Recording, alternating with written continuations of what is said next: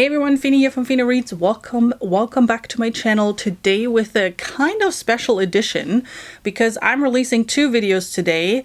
They are for the same book though. There will be a spoiler-free review for Conqueror's Blood by Zamil Akhtar, and then there will be a spoiler-filled review of this book. Well, it's really more a thoughts discussion, things that I loved about the book, so I can talk spoilers really. If you have not read Conqueror's Blood by Zamil Akhtar yet, please pause this video because this is the spoiler-filled discussion here. Check in my description down below. I will have the link to the spoiler-free review down there. If you've read the book already, please stay and then have a conversation with me because there's so much good stuff happening in this book that I want to talk about. And yeah, that's why I'm making this video. So I hope you enjoy that. All right, let's start talking spoilers. Starting off with the end. I know this is kind of backwards, but the end, we have to talk about it. The whole big battle at the end felt like a ridiculous Uno game where you put one card after another. +2, no, hold my beer, +4. Geez, now you're taking it a bit far, right? Like that ending of the Jinn is killing this one god, and then the other god is killing the Jinn, but then Hava, with the eyes on their hands, is coming down and killing the other god. Like, what the hell is happening here? Then everything explodes, or everybody really, and you have a big blood soup at the end. I mean, talk about gory there. But how cool was this whole crazy ending that was so over the top, where you're now sitting, first of all, is like, okay, are they really dead? Was this just a scene? Is what just actually happened here? From so many aspects. One from, you know, the whole series is about, okay, opposing sides, different religions, which religion is the real one, right? Everybody's believing it's their own, of course, to then seeing, no, there is the god from one side and a god from the other side, and then the third god that no one really actually knows coming out of the sky too, based off of the powers from one puny human. It's like, there's so much in this scene that I loved. I mean, not necessarily the gory stuff. I don't need all the bloody stuff there, but just this battle was so cool. And I'm really curious to see how it continues with, okay, what actually happened with these gods, especially Merit and Let. What do you think? Are they still alive? Like, was this just a big scheme, maybe a big dream or something? I mean, it's Hava the Dreamer, right? Who knows? Maybe they pretended this is happening. I don't know. But I thought this scene was just, in its craziness, was just really, really cool. When it comes to the characters, this book definitely is my favorite out of the three that I've read so far. I'm prepping currently for book 4, so it might change. But out of the three that I've read so far, Zedra and Syrah are my favorite characters in the series, and I loved the character exploration in this book.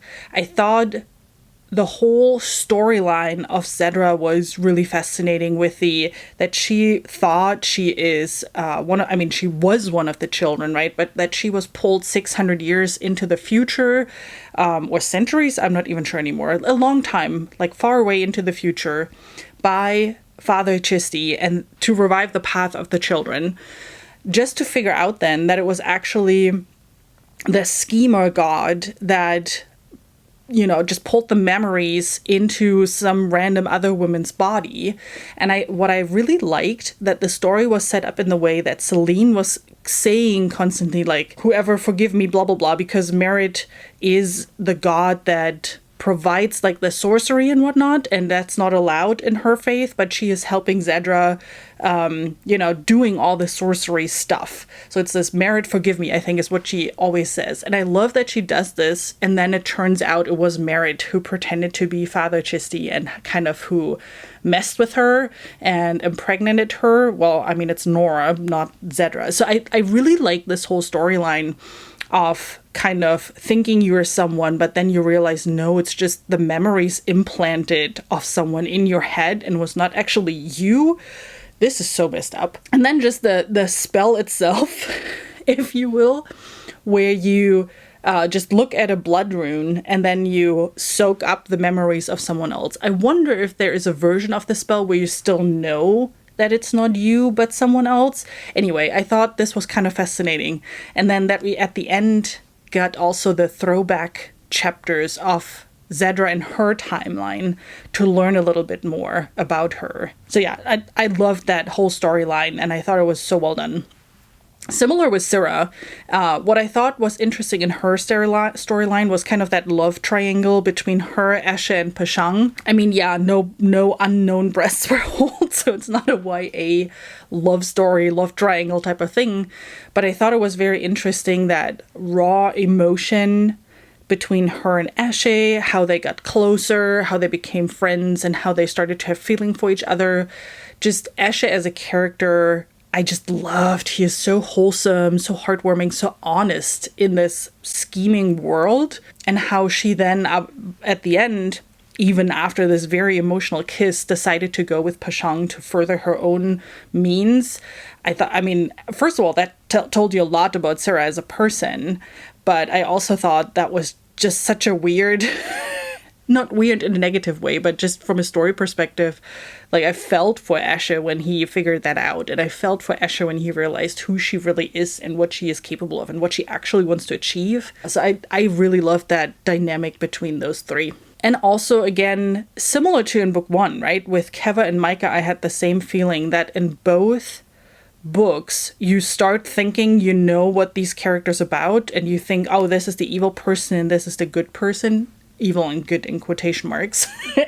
And then it shifts. And it did the same with Micah and Keva, where you think, well, Micah is the bad one. And then the more you learn about him, you're actually like, well, I mean, you're still not good, but you're not bad per se either. So this whole grayness of character motivation, and the more you learn about them, is so fascinating.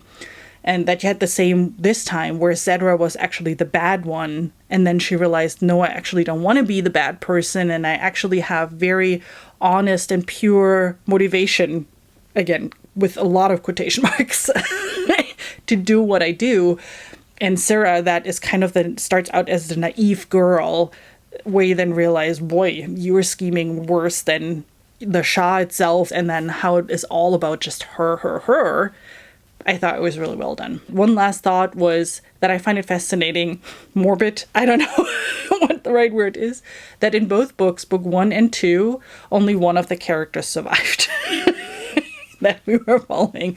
I mean, Micah got killed, potentially, at the end of book 1. We don't know yet. And Zedra she didn't get killed, right? But her memory got wiped off of Nora's brain, basically. So she didn't exist anymore at the end of book 2. Yeah, I thought it was just kind of a funny Easter egg.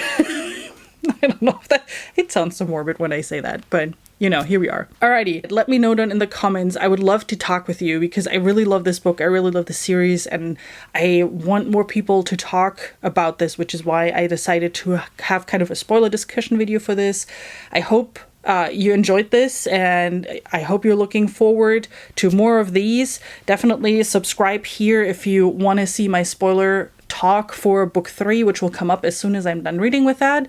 And if you want to just refresh your memory on book 1 and have a spoiler-free conversation about what was book 1 even about, you can check out this video over here. Thank you so much for stopping by.